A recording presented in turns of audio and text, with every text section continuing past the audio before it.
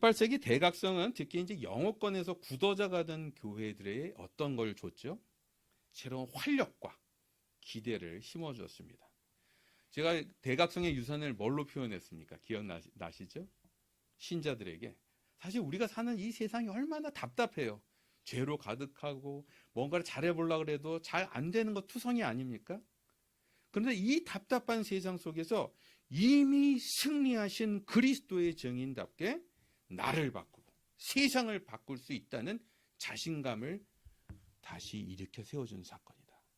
제가 그렇게 설명을 드렸죠. 그러나 대각성은 교회사의 아주 오래된 아주 묵은 숙제를 다시 또 끄집어내기 시작을 합니다. 무슨 숙제겠어요? 도대체 어떤 것이 성령의 역사고 도대체 어떤 것이 우리가 혼자 착각하고 있는 것인가, 혹은 그런 거하고 상관없는, 성령하고 상관없는 일인가, 분별하는 문제예요. 성령의 이름으로 기준의 틀을 바꾸는 것이 다 옳은가? 성령을 가지고 우리가 어떻게 이것을 다뤄야 되는가에 대한 질문들이 또 교회 초기부터 있었던 그 질문들이 다시 등장하기 시작한 것입니다. 여러분도 알다시피 실제로 우리가 이제 성령을 내가 깨달았어 그러는데 자기만 뭐 깨달은 게 있다고 얘기하는 사람을 잘못 쫓아가면 무슨 일이 벌어지죠? 제2의 박태선이나 문선명이나 김기동, 신천지 이단 같은 것들이 만들어지기 시작하는 것입니다. 교회사에서도 초창기부터 이 문제가 있었어요. 지난번에도 잠깐 언급을 드렸던 2세기 말에 있었던 이단 중에 몬타니즘이라고 하는 이단이 있었다라고 얘기를 드렸죠. 옛날이나 지금이나 이 영적인 현상에 대해서는 남자보다는 여성들이 훨씬 민감하게 반응하는 편입니다. 여성들이 갖고 있는 이 섬세함의 축복 때문에 그렇죠. 근데 몬타니우스는 특별히 2명의 여자 예언자들을 통해서 시한부 종말론을 가르쳤어요. 조만간에 지구가 멸망할 거다. 물론 이 사람들 말처럼 됐었으면 저와 여러분이 이 자리에 있을 리가 없겠죠. 어쨌든 이 사건 때문에 초기 교회는 이 성령과 관련된 거에 대해서 되게 조심스러워지기 시작을 합니다. 그러니까 뭐가 성령이 말씀하시는 건지, 뭐가 성령의 인도이신지를 이제 잘 구분해야 된다고 얘기해온 거예요.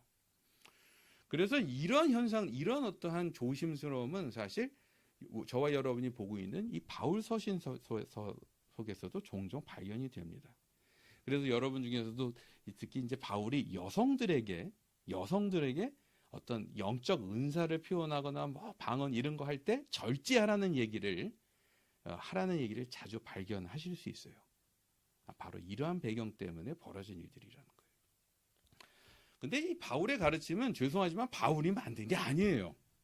바울이 혹은 다빈치 코드에서 나온 것처럼 교회의 어떤 권력자들이 여성들을 찍어 누르기 위해서, 혹은 성령의 힘을 입은 어떤 이제 개혁파들을 찍어 누르기 위해서 만든 새로운 논리가 아니라는 점입니다.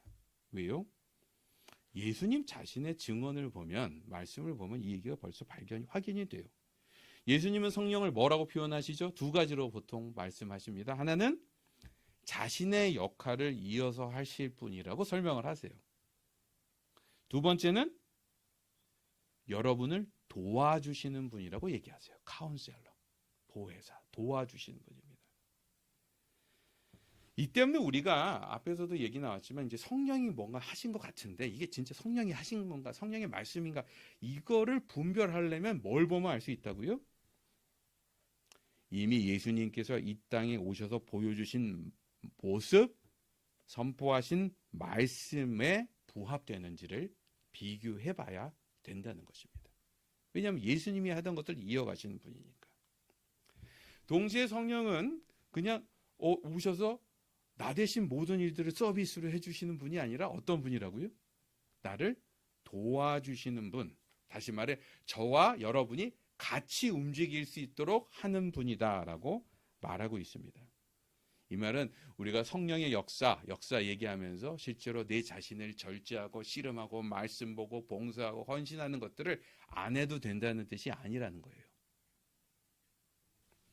예수님이 말씀하신 이 성경의 2가지 특징 중에 특별히 이제 2가지 특징 뭐라고 얘기 드렸죠? 예수님의 역할을 이어서 하시는 분, 두 번째, 우리를 도와주시는 분이라고 하는 이 두 가지 중에 특별히 대각성의 웨슬리는 이 두 번째 파트, 도와주신 분이라는 것을 되게 강조를 합니다. 기억나시죠? 우리가 대각성 때 두 가지 흐름이 있었다 그랬어요. 한쪽에서는 에드워드와 위필드로 대표되는 칼빈주의적인 분위기가 있었다 그랬죠. 하나님의 주권을 더 강조하고 회개하는 것을 강조하던 대각성의 움직임이 있었다. 또 하나 움직임은 뭐였다고요? 웨슬리로 대표되는 알미니안주의적 대각성의 움직임이 있었다 얘기를 드렸죠. 웨슬리는 하나님의 은혜에 반응하는 인간의 책임과 역할을 강조했다는 뜻입니다. 웨슬리에 따르면 하나님이 전적인 은혜로 구원을 주신 것은 맞지만 그 구원 과정에서 저희의 책임을 그리고 저희가 책임져야만 한 부분을 만드셨다는 것을 굉장히 강조를 해요. 그리고 웨슬리는 이렇게 말합니다. 구원받은 사람이라면 온전한 성화를 추구할 수 있다. 온전한 성화를 추구할 수 있고 또 그래야 마땅하다 이렇게 말해요.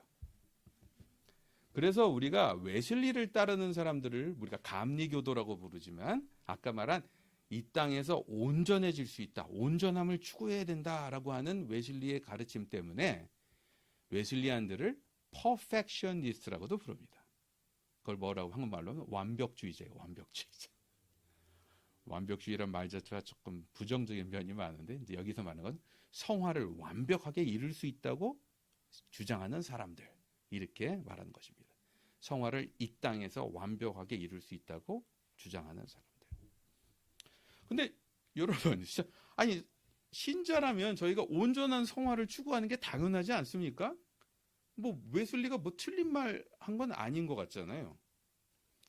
우리 장로교인들도 구원을 받으면 성화가 따라와야 된다고 강조하는 사람들입니다. 근데 여기서 약간 좀 다른 점들이 있어요. 저희는 보통 어떤 얘기를 하냐면 이런 성화의 과정이 사실 저희의 옛사람과 하나님께서 주신 새로운 자아가 싸우는 싸움이기 때문에 이 싸움들이 막 벌어지는데 문제는 저희의 죄의 찌끄러기들이 너무 많이 남아있기 때문에 온전히 그 싸움을 잘 하지를 못하는 거예요. 그래서 우리 장로교인들은 보통 이 완벽한 성화는 주님이 오실 때나 가능하다고 믿는 경향이 많습니다. 이 땅에서 우리가 완벽한 성화를 이룰 수 있다고 잘 동의하지 않아요. 근데 웨슬리는 실제로 신자는 이 땅에서 하나님의 의에 더 맞게 다시 말해 완벽해질 수 있다고 믿었습니다. 그에 따르면 성령의 도움을 제대로 받으면 나의 이 죄 찌끄레기조차도 다 털어버리고 답답한 현실을 다 뒤집어버리고 나를 완전히 바꿔버릴 수 있다고 주장한 것입니다. 근데 여기서 좀 조심해야 될 것은 웨슬리가 이 말을 할 때 조건을 달았어요. 할 수 있다, 할 수 있다 얘기는 하지만 어떨 때 할 수 있다는 얘기를 했냐 하면 우리가 완벽한 성화를 얻기 위해서는 엄격한 생활 훈련과 말씀 연구에 들어가야 된다는 것을 강조했다는 것입니다. 여러분 기억하실 거예요. 웨슬리가 선교사 가기 전에 대학에서 어떤 클럽을 만들었다 그랬죠? 홀리 클럽이라고 해서 학생들끼리 모여서 맨날 기도하고 말씀 보고 절제하는 훈련을 누구보다도 열심히 했던 그룹에서 움직였다고 얘기 드렸죠. 바로 이 점 때문에 이 웨슬리가 말하는 완벽한 성화는 이렇게 이해하시면 제일 좋습니다. 우리가 더 철저하게 우리 자신을 준비할 때 그리고 성령의 도움이 주어질 때 이 두 가지가 합쳐지면 이 땅에서 좀 더 온전한 성화, 온전한 의를 우리 자신도 보일 수 있다라고 얘기한 것입니다. 이것은 우리가 흔히 뭐 예수를 믿으면 우리가 뭐든지 할 수 있어, 뭐든지 할 수 있어 이런 거하고는 좀 질이 달라요. 왜? 아까도 얘기 드렸지만 뭐가 전제되기 되기 때문에 우리의 각성, 우리의 훈련, 우리가 말씀과 깊은 교제가 깔려 있을 때에 벌어지는 일이라고 웨슬리는 가르쳤기 때문에 적어도 무조건 뭐 믿음으로 뭐든지 다 할 수 있다 이런 얘기하고는 좀 각 뉘앙스가 다르다는 거죠.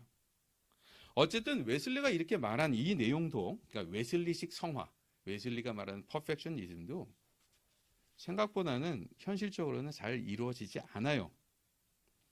왜냐하면 자기를 절제하고 말씀을 보는 일들은 되게 시간이 많이 걸리고요. 힘든 일입니다. 그리고 성령이 막 주시는 어떤 감동이나 힘을 입으면 내가 모든 걸 다 바꿀 수 있을 것 같은데 시간이 약간 지나고 나면 뭐 다시 도라미 탑을 대고 요요 현상들, 영적 요요 현상들이 자꾸만 벌어지죠. 그럴 때마다 우리는 더 큰 시험에 빠지기도 합니다. 바로 이러한 현실 때문에 이 완벽주의자 그룹에 속한 사람들은 점점 더 성령이 도우시는 성화, 성령의 역사를 이렇게 긴 어떤 과정에서 발견하기보다는 지금 당장 우리에게 주시는 게 뭘까? 지금 당장 우리가 경험할 수 있는 게 뭘까에 점점 관심을 더 가지기 시작했다는 것입니다. 예를 들어서 더 범위를 좁혀서 술과 도박 같은 걸 끊으면 이게 이제 성령의 역사를 이제 끊고 나면 당신은 정말 변화된 사람이군요. 성화된 사람이군요. 이런 얘기들을 자주 했다는 것. 혹은 병 같은 거 걸렸을 때 어떤 병 치료를 경험하면 성령께서 역사하셨군요. 이런 식으로 얘기할 때가 점점 많아졌다는 것입니다. 이것은 이제 사회 문제에서도 마찬가지였어요. 그래서 어떤 특정 사회의 질병들, 예를 들어서 노예 제도 이런 것들과 또 열심히 싸우면서 그것들을 이기는 것이 우리가 의인의 증거다. 의인이 되는 가장 중요한 어떤 표식인 것처럼 얘기할 때도 많았다는 것입니다. 여기서 특별히 술 문제 같은 것은 뭐 그럴 만한 이유가 좀 있었어요. 근데 유럽 사회는 우리가 상상하는 것보다 훨씬 더 술 때문에 문제가 많았던 사회입니다. 사람들이 일 안 하고 술만 먹고 가정에서 폭력을 일삼고 건강을 망쳐서 일찍 죽는 사람들이 너무 많았기 때문에요. 가장 큰 이유는 유럽이 항상 물 상태가 좋지 않았거든요. 그래서 사람들이 술을 많이 또 접하고 또 술 때문에 문제들이 많이 일어났다는 것입니다. 바로 이 때문에 이 감리교를 비롯한 이 완벽주의자들, 많은 완벽주의자들은 이 술 문제에 되게 집착을 해요. 술 문제. 특별히 여러분도 뭐 경험하신 분들이 있겠지만 술은 마음대로 잘 끊어지지 않습니다. 자기 혼자서 결심한다고. 그래서 대각성 집회가 있을 때마다 사람이 변화됐어. 완전히 사람이 바뀌었어. 라고 하는 얘기의 어떤 증거로서 종종 등장하는 것이 이 술 끊은 사람들이었어요. 내가 주님의 성령의 도우심으로 술을 끊었어. 이러면서 나오는 사람들이 많이 있었다는 것입니다. 한국에 복음이 전해지기 시작한 조선 말에도 이 술 문제가 조선 사회에 굉장히 큰 문제가 돼 있었던 때였습니다. 바로 이 점 때문에 한국에 온 많은 선교사들이 술 문제에 대해서 굉장히 엄격한 태도를 취하게 된 거예요. 바로 이 점 때문에 이 호주 교회나 교인들에 비해서 우리 한국 교회는 술에 대해서 굉장히 좀 엄격한 문화를 갖고 있죠. 저는 뭐 개인적으로 술을 덜 먹을수록 좋다고 생각하긴 한데 여기서 어쨌든 조심할 것이 있습니다. 왜냐하면 죄는 술만 끊는다고 다 해결되는 문제가 아니기 때문에 그렇죠. 왜냐하면 죄는 술보다도 훨씬 더 깊고 근본적인 문제를 의미하기 때문에 그렇습니다. 인간의 죄성은 우리의 생각과 사회 속에 너무 깊이 뿌리 박혀 있기 때문에 그런 한 아이템에서 우리가 그걸 극복한다고 해결될 리가 없어요. 이 점에서 우리가 옛사람을 버리는 우리 내적인 싸움들은 훨씬 더 지루하고 긴 싸움이 될 수밖에 없습니다. 장기전이라는 뜻이에요. 장기전. 바로 이 점 때문에 저희가 어떤 그런 별로 건강하지 않은 술이든 담배든 이런 것을 끊는 것도 되게 중요한 모멘텀이 될 수 있지만 이런 한두 가지의 시급한 문제에 집중하는 것 이상으로 장기전을 할 준비를 해야 된다는 거예요. 장기전을. 끊임없이 나를 돌아보고 계속 실험해가며 내 안에서의 죄들과 죄의 찌끄러기들과 실험하는 그런 모습 말입니다. 그것을 문화로 만드는 걸 말합니다. 문화로. 다시 말해 완벽이 좀 더 장기적이고 깊은 안목에서 다루어질 필요가 있다는 뜻입니다. 어쨌든 이제 완벽주의자들의 이러한 초점과 열정은 기독교인들이 개인적으로나 사회적으로 여기 사회에 있었던 우리 주변에 있었던 많은 문제들을 바꿔내는데 굉장히 중요한 동기부여를 해요.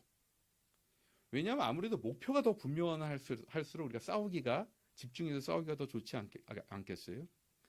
그리고 이 과정에서 이 완벽주의 흐름 속에서는 신앙은 우리의 실제 삶을 변화시킬 수 있다는 그 자신감들이 굉장히 커져갑니다. 제가 그 대각성 얘기를 드렸을 때 1차 대각성의 일부로서 등장한 이 완벽주의가 이제 2차 대각성으로 가서도 더 힘을 바르기 시작하고 이 2차 대각성부터는 감리교라는 틀 안에서뿐만 아니라 다양한 교단으로 이 완벽주의가 퍼져나가기 시작을 합니다. 이 퍼져나간 현상은 크게 두 개의 흐름으로 나타나요. 한쪽은 감리교 안에서 자라난 홀리네스 운동, 성결 운동이라고 부르는 운동입니다. 두 번째는 주로 타 교단에서 성공회나 장로교나 이런 타 교단에서 영향을 미쳐서 만들어진 캐직 운동이라는 것으로 표현되기 시작해요. 두 흐름입니다. 홀리네스 운동, 캐직 운동. 먼저 홀리네스 운동부터 설명을 좀 드리겠습니다.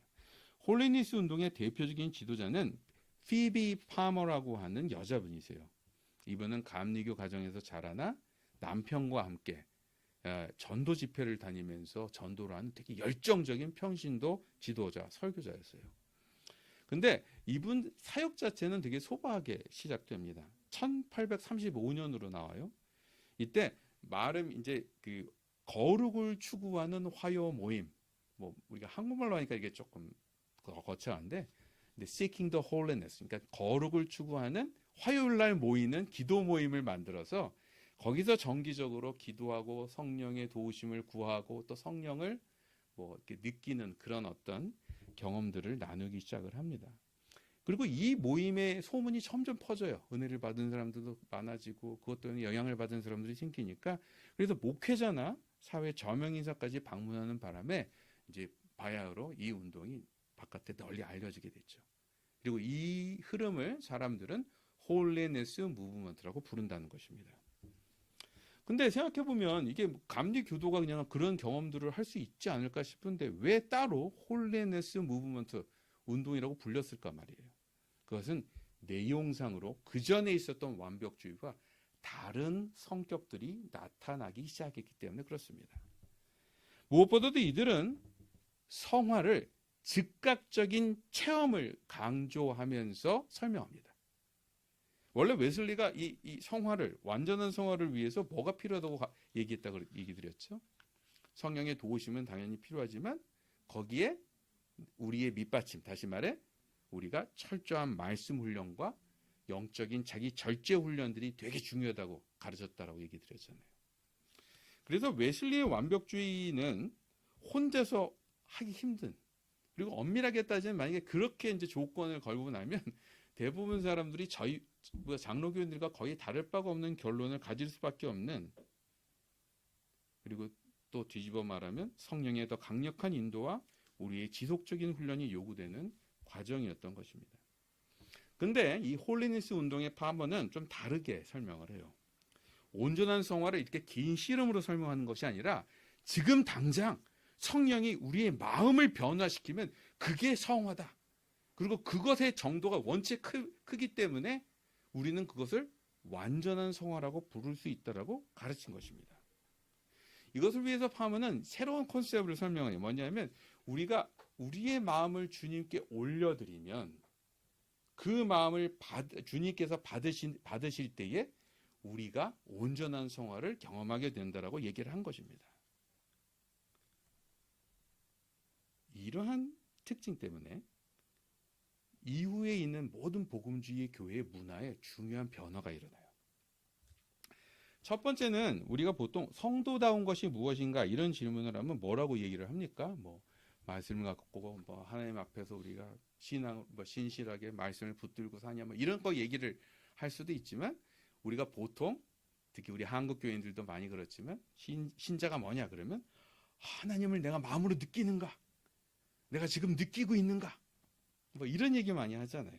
다시 말해 우리의 마음의 상태, 감정적인 경험을 가지고 내가 신자인지 아닌지를 확인하려고 하는 경향들이 점점 커졌다는 거예요.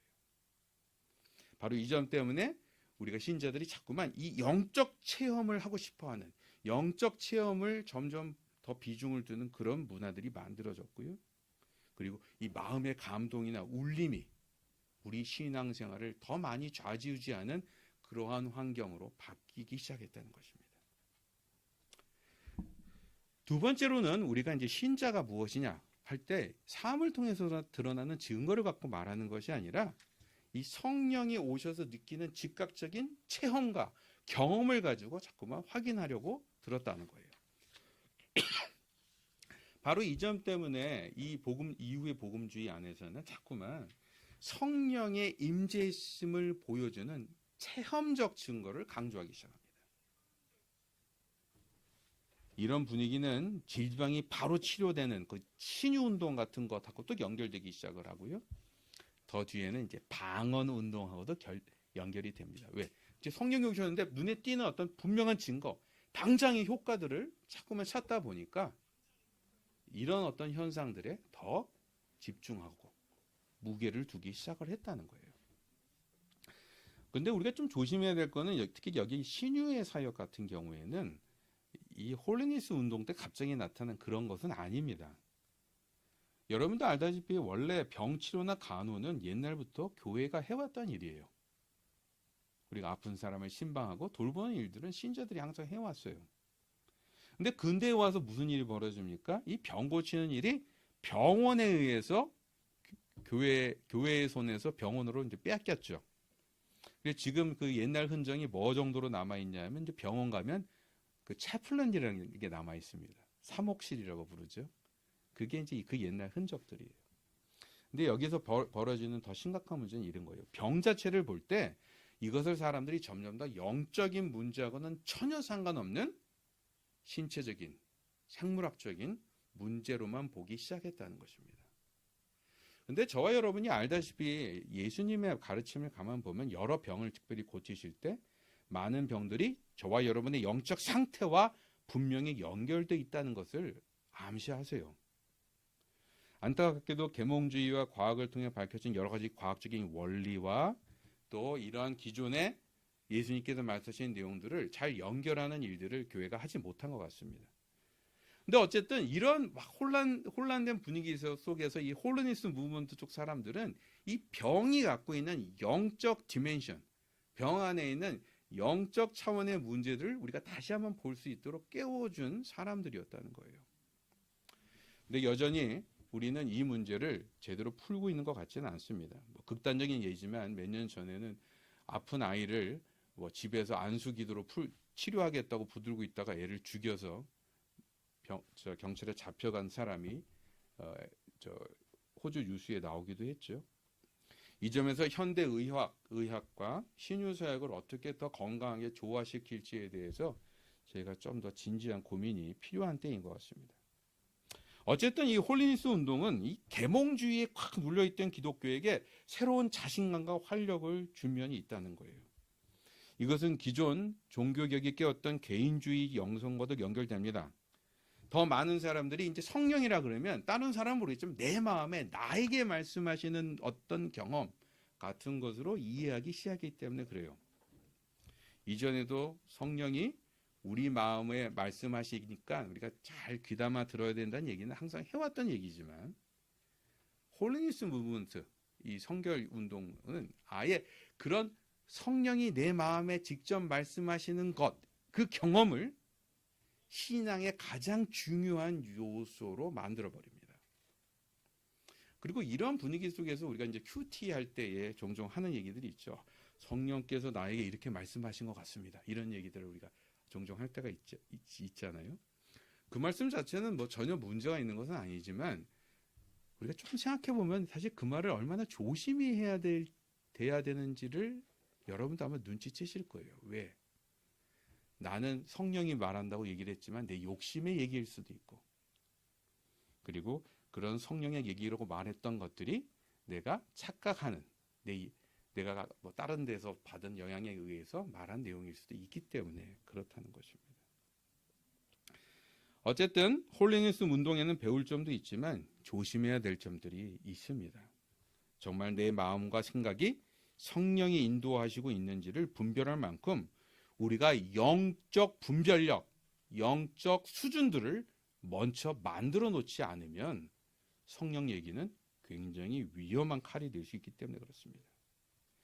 여러분도 아마 기억하실 것입니다. 1991년쯤인가 한국에는 9살짜리 아이가 하는 예언을 쫓아다니는 이단이 등장한 적이 있습니다. 이장님이라고 기억나세요? 벌써 저희가 가물가물해지기 시작했죠. 이장님이라는 이단이었습니다.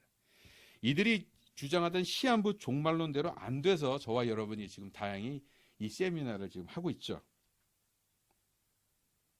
여러분, 성령이 말씀하신다고 느껴질 때도 그게 내 바램인지 환영인지 헷갈릴 수 있습니다. 바로 이 때문에 결혼을 앞두고 금식까지 하면서 하나님의 음성을 들었다고 장담하는 자매도 10년 뒤에는 이를 갈면서 밥상을 차리고 있을 때도 많아요. 성령의 사인을 보았다며 자신 있게 구입한 땅 때문에 큰 손해를 보는 사람들도 있습니다. 물론 이런 과잉이나 문제가 있다고 해서 역동적으로 말씀하시는 성령의 존재와 능력을 의심해서는 안 됩니다. 왜냐하면 종교개혁자들도 성경을 바로 이해하는 데는 반드시 성령의 내적 조명, 성령이 깨닫게 해주시는 그 경험이 있어야 된다고 말했기 때문에 그래요. 근데 아까도 얘기 드렸지, 중요한 게 뭐라고요? 마음밭이요. 저와 여러분의 마음밭입니다. 웨슬리가 성령의 역사를 분별할 수 있었던 것도 그가 누구보다도 자기 훈련과 말씀에 깊이 젖어든 사람이었다는 면이 큽니다. 반대로 복음과 성령에 대한 이해, 하나님 앞에서 겸손히 자신을 돌아볼 수 있는 그런 자세가 없을 때는 저와 여러분이 느끼는 영적 깨달음과 음성도 죄송하지만 성령하고 아무 상관이 없을 수 있다는 거예요. 어쨌든 홀리니스 운동은 우리의 신앙 문화뿐 아니라 신앙 용어에 있어서도 중요한 변화를 갖고 왔습니다. 웨슬리도 성령의 임재를 체험하는 것이 좋다고 격려했지만 그렇다고 해서 성령의 임재를 체험하지 못하면, 성령을 어떤 감정적인 것보다 직접적인 느낌으로 딱 체험하지 못하면 당신은 신앙인이 아니야 이렇게 말한 적은 없어요. 그러나 홀리니스 무브 쪽 사람들부터는 아예 이것을 반드시란 말을 붙이기 시작합니다. 신자답게 되려면 반드시 성령 세례를 받아야 한다는 거예요. 반드시 성령 세례를 받아야 한다. 그리고 이것은 앞에서 말한 대로 주로 감정적이고 초월적인 경험을 통해서 확인되는 것이었습니다. 바로 여기서부터 이 신비주의적 경향들이 끼기 시작을 해요. 그리고 이때 참 재미있는 것은 비슷한 시대에 로마 카톨릭도 신비주의가 되게 유행을 하기 시작을 하고 이 두 가지가 서로 주거니 받거니 하면서 영향을 줍니다.